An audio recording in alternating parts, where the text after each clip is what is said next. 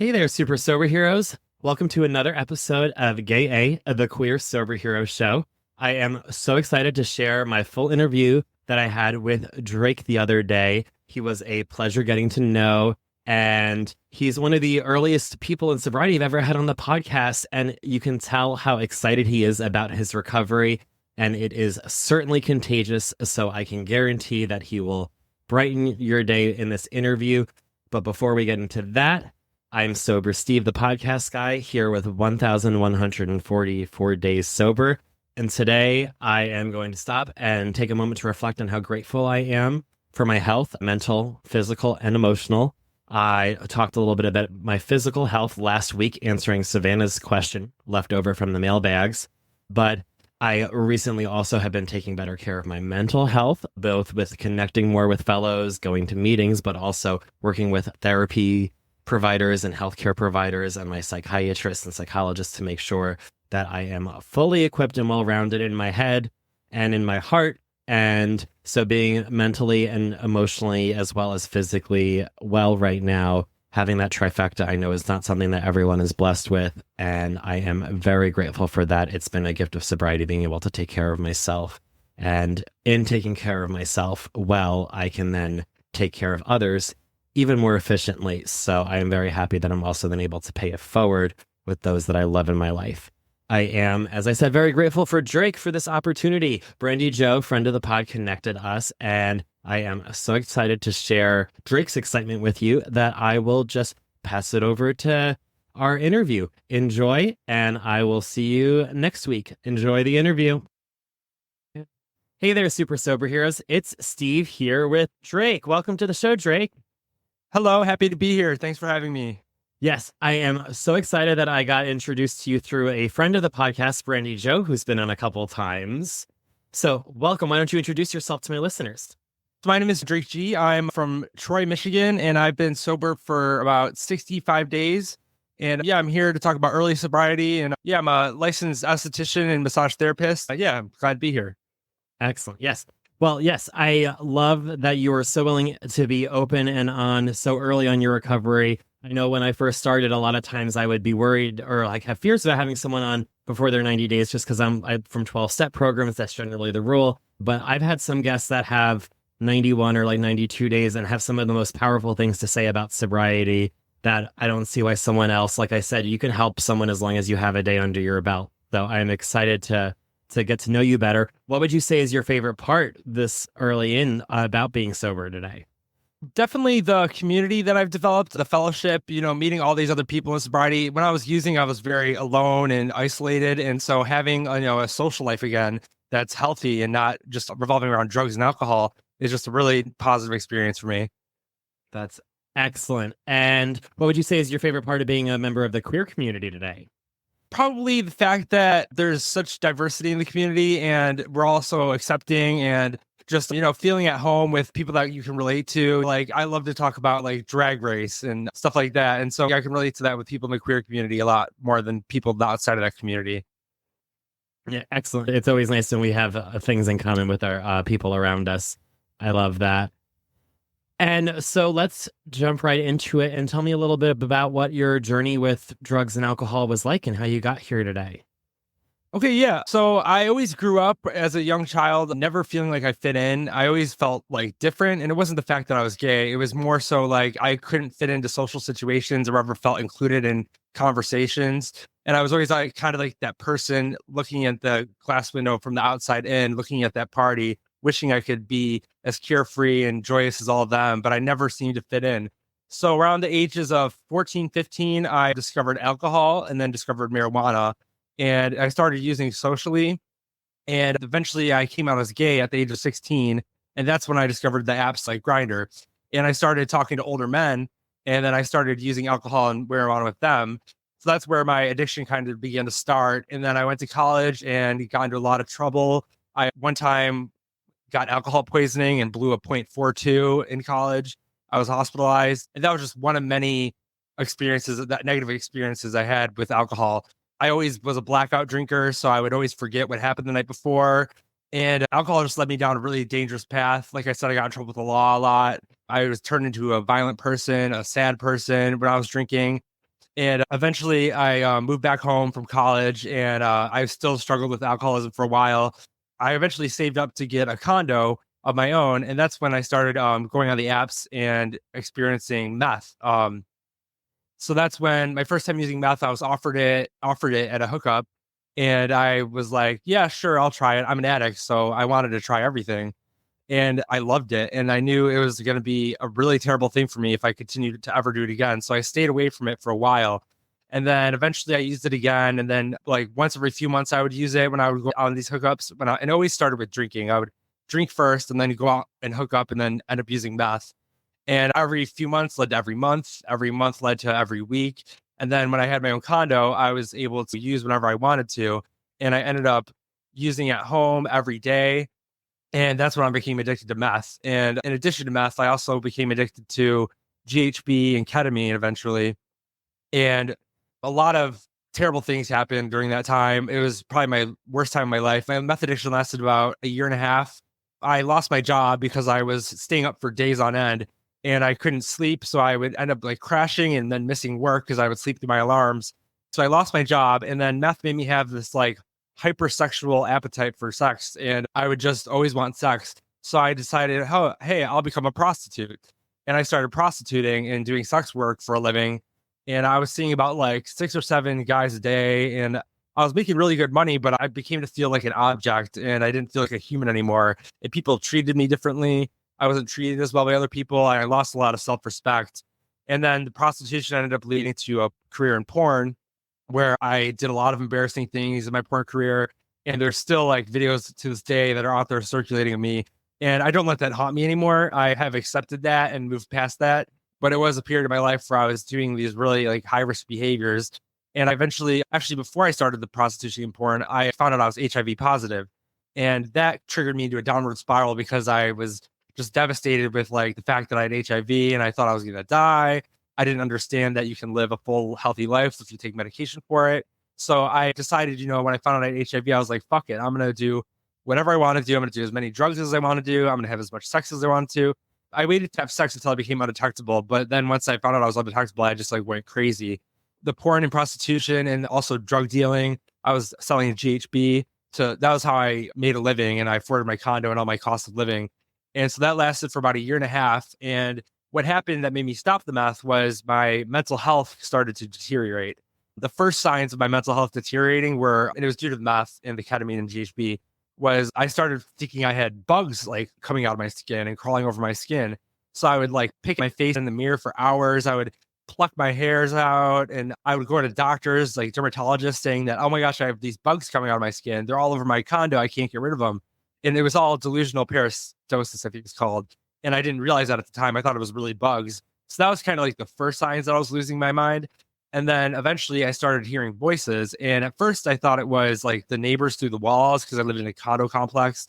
And I thought they were like speaking to me through the walls. And I was like, why are they always talking to me? And then eventually I started to think it was like spirits and a spell that was put on me or something. And I had all these crazy storylines in my head that I believed were true. Like they would tell me that I was the second coming of Jesus Christ and that I thought I was going to rise one day. And that never happened. And then I thought that one time I thought that my mom was Satan and that she was going to kill me and that I was the son of Satan and God and that I was Jesus Christ. And it was crazy. All these things I believed were true. And then probably one of the craziest things I thought was that the world was going to be invaded by aliens and that I won this competition, this reality show called Alien Idol. And because I was the worst person in the world and that they were going to save me from the earth, I believed I was going to get saved by these aliens. I guess you could say the aliens were my higher power back then. It was really crazy. And so I ended up, one day my mom came over and I had thought that she was Satan. So when she came into the house, I grabbed a 2x4 to try to defend myself, thinking she was going to attack me. Well, she called the police on me and they came into my condo and they ended up taking me to a mental hospital. During my stay at the mental hospital, that's when I started to realize the drugs were the problem. That's why I was having all these mental issues. I realized it was drug-induced schizophrenia from the drugs. So that's when I kind of realized I have to stop meth, ketamine and GHB, stop it all. So I decided I was just going to smoke weed. That was almost 2 years ago I quit meth. And then I started smoking weed and I became a daily thing, smoking weed every day. At this time, I was going to a CMA, which is Crystal Meth Anonymous meeting once a week. but I wasn't sober. I didn't have a sponsor. I was still smoking weed, and I was smoking so much weed that eventually I couldn't get high anymore. So then I went back to drinking. I was clean from drinking for about 2 years when I started meth because it just didn't make me want to drink anymore. But then I went back to drinking after the weed, and I was smoking weed and drinking every week I was drinking. And then it turned into like every day I was drinking. And the drinking led up to about 65 days ago when I got sober, ended up getting a second DUI. And I could say I never really had contact with a higher power, and it was really foreign to me. I didn't grow up religious, so the idea of a higher power was just very foreign to me, and I didn't understand it. But in that moment, when I got that second DUI, I was steering in the rearview mirror of my car and saw those flashing lights. And I just took a deep breath and I was like, oh my God, it's finally over. I don't have to do this anymore. I don't have to do drugs and drink anymore. I don't have to live this life anymore. Things need to change. And I finally believed that there was this power out there that could help me. And that was my spiritual awakening. That night in jail, I felt like I practiced the first 3 steps. I just came to believe that a power greater than myself could restore me to sanity because I was still insane. And I knew that I needed help, that I couldn't do it alone because I tried AA before. Like 7 years ago, I was introduced to AA through the courts on my first DUI. And I went to meetings, I got my sheet signed for courts, but I never really like truly immersed myself in the program, or I had a sponsor, but I wasn't honest with them and I didn't work the steps that well. I got to my 4th step, never finished it. And so I was kind of like half-assing AA. And so I ended up going back out and drinking.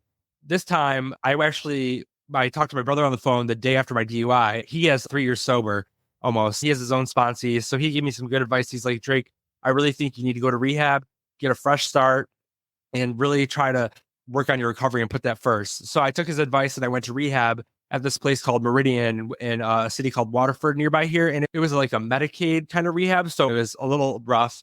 But what I found there was some amazing counseling and therapists, and the people that worked there were just incredible. And I just took advantage of all of it. And I tried to learn as much as I could. And it really allowed me to build a basis for my recovery when I got in the outside world. And so when I was there, I kind of worked with my counselor on like some past trauma that I had and with like the sex work. Cause during that time of my sex work, I was robbed, I was beaten, I was raped, and I was using weed and alcohol to kind of deal with those things. But I had to accept the fact that I used to be a porn star. I had to accept the fact that I have HIV. I had to accept the fact that I was a prostitute. I had to accept the fact that I had videos out there of me online everywhere. And it was just like this aha moment I had when I realized that's my past and I don't have to be haunted by that anymore. I can take it as a way to learn and grow from it and kind of teach other people what I went through who can relate and use it as a way to relate to them and show them that there's a way out of it and that you can grow from it. I don't feel guilty about my past anymore. Like the promises say, it says, you won't regret the past. I don't shut the door on it. I don't forget about it. It's a good reminder of why I don't use anymore, and it keeps me sober. So that was like a big thing I learned in rehab. And then when I got out, the day I got out, I was talking to a friend from CMA on Facebook, Brandy Joe. And I was like, I'm looking for a sponsor. And he was like, well, I'll be your sponsor. And I was like, oh my gosh, that was so easy. I'm so glad that he became my sponsor because he's someone I could feel like I could tell anything to. I could be honest. He's taught me how to be vulnerable at meetings. And he's given me all these opportunities like this podcast and the opportunity to do an open talk. And so I started calling him every day and like working the steps. I did this workbook called Design for Living, where it has like 25 questions and about 6 to 8 readings for each step.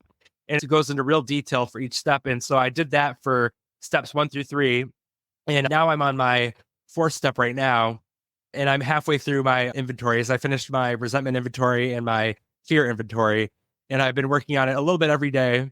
And so I decided I would do my 90 and 90 meetings. So right now I'm at, I think, like 53 meetings in the past 50 days because I was in rehab for 2 weeks. And so I started going to meetings every day and just vulnerable and honest and just shared my truth. And that has just helped me so much because you get true feedback when you're being honest.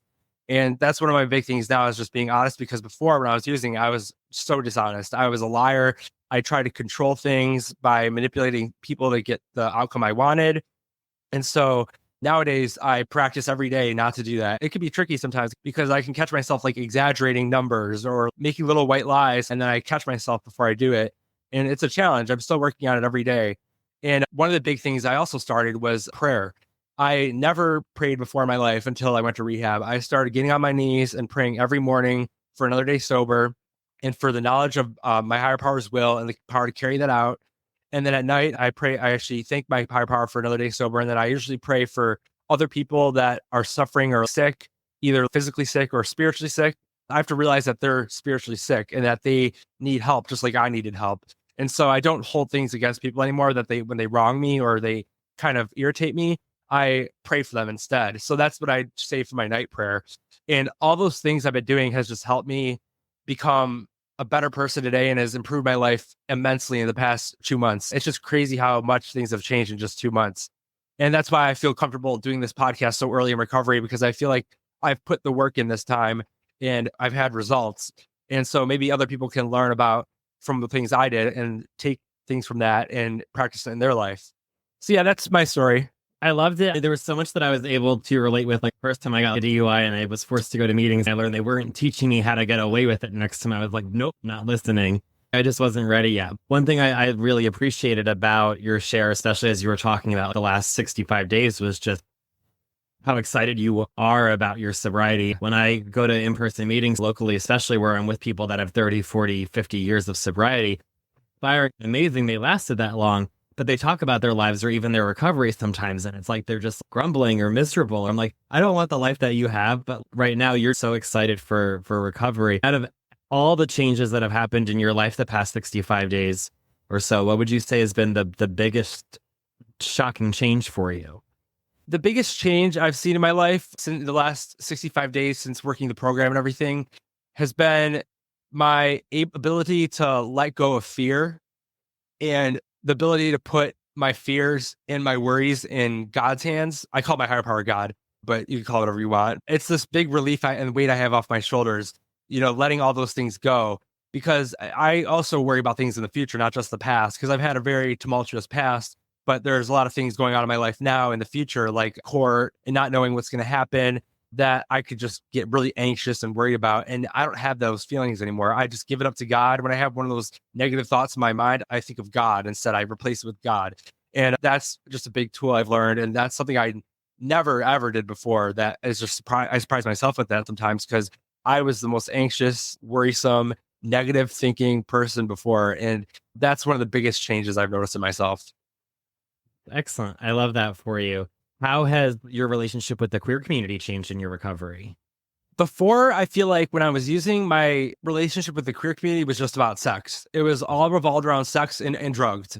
And so I was kind of in like the soft white underbelly of the community, where I was like around all the people that like were using each other to get high or for sex. And it was a very toxic environment. Whereas now I've discovered this whole other side of the community, the sober side of the community, where people actually care about each other and are able to uplift each other. And I've never really experienced that side of the community before, because even at a young age, I started going on the apps for sex and using alcohol and drugs. So I never had that relationship with the queer community, except for a few friends that I kept along the way that I had never used with, that were just like real friends. And I still have those friends to this day. I'm really grateful for them. They were with me through my meth addiction and everything, but there were just a few. And now I have like this whole community of people I can call friends in this short amount of time. I can really rely on for support, and I can also be honest with them. I don't have to lie to them. They can relate to me. So it's a whole new side of the community I've never seen before. And it's awesome. And with podcasting magic, you're on day 65 right now. Today is July 10th. What might you be doing to plan to celebrate 90 days if you keep at it one day at a time? Yeah, I have big plans for my 90-day celebration. Maybe go out to eat after with a group of guys from the program. Who knows? Maybe they'll bring me a cake or something. They do that for some guys on the program, but they don't have to. Usually they do that on a year. But yeah, I want to spend it with people in the program. Also, my dad is my best friend. My dad and I have been really close my whole life, and he's my biggest supporter. So maybe do something with him, because I know he's very proud of me right now. I'm also chairing a meeting now. I became a chairperson for this artist in recovery meeting locally. And that's something I never did before, was actually do service for the AA community and really immerse myself in the program.